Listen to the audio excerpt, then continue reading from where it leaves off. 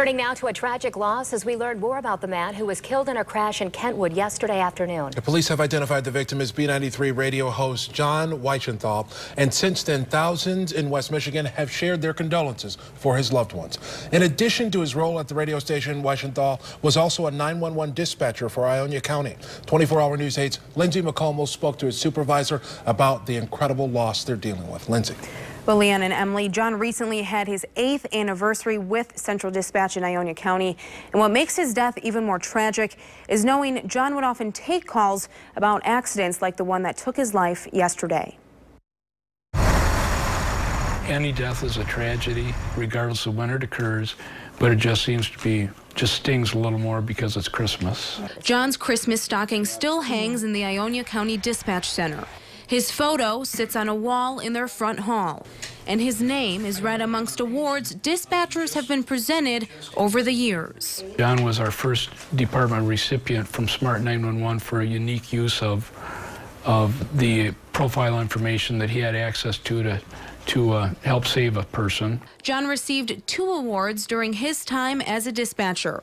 Director Jim Valentine says he was known for his faith, his jokes, and his ability to help anyone who was on the other end of the phone call.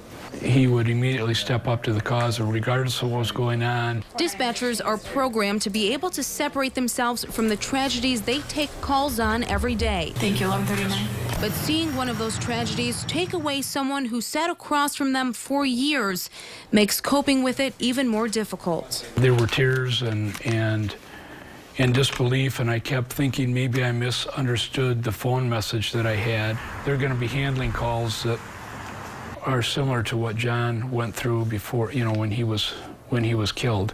Just outside of the dispatch center is a sign that reads, "Special people doing an extraordinary job." Central Dispatch.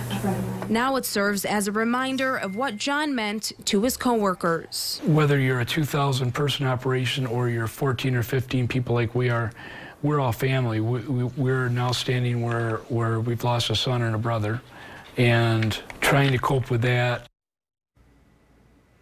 And as we've been reporting all day, John is known to thousands of B-93 fans as John the Canuck.